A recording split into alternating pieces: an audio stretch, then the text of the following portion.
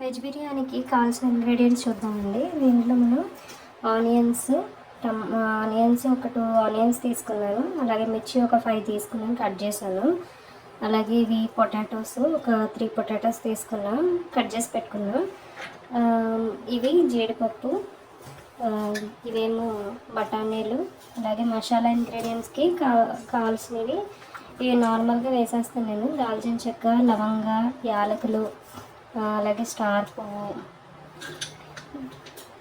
ఇది జాజికాయ, అలాగే బిర్యానీ ఆకు, ఇవన్నీ కూడా తీసుకున్నాను. అలాగే కావాల్సిన ఆయిల్, పసుపు, సాల్ట్, రైస్ నానబెట్టుకున్న ఒక 5 గ్లాసెస్.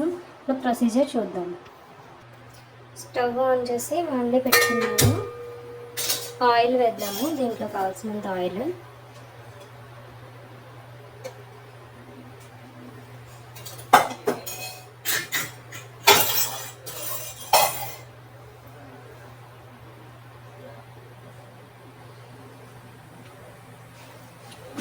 ఆయిల్ కొంచెం వేడయ్యాక ఇంగ్రీడియంట్స్ అన్నీ కూడా దీంట్లో వేసేద్దాం.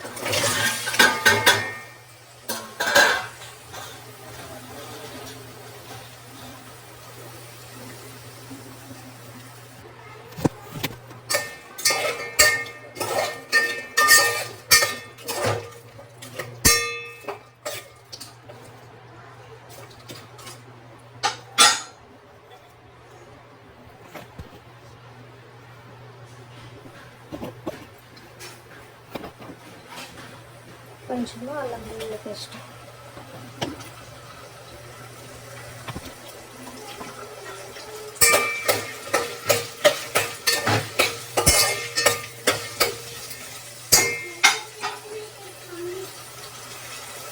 సాల్ట్, పసుపు,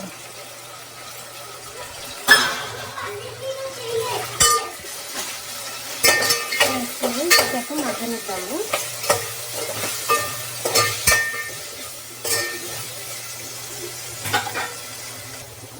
ఇప్పుడు ఇలాగా మగ్గుతుంది కదండి. దీంట్లో మనం 5 గ్లాసెస్ రైస్కి 10 గ్లాసెస్ వాటర్ తీసుకున్నాము. వాటర్ వేస్తున్నాను.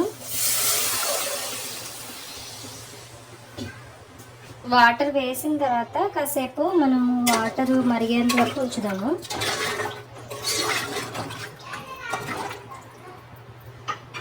హైలో పెట్టాను. హైలో పెట్టేసి ఫ్లేమ్ వాటర్ మరిగేంత వరకు.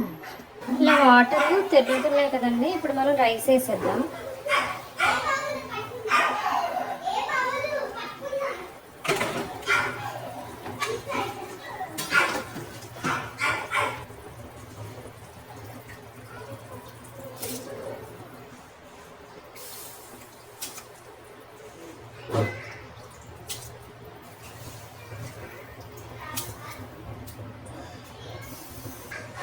ఇలాగ రైస్ మొత్తం వేసేసామండి. వేసేసి మనం మూత పెట్టేసుకున్నాము. దీని మీద పెట్టేసి మీడియం ఫ్లేమ్లో మనము ఉడికిద్దాము.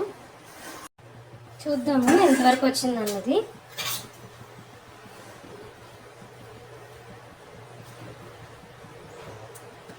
కొంచెం ఒక 1-2 మినిట్స్ అయితే అయిపోతుందండి మొత్తం.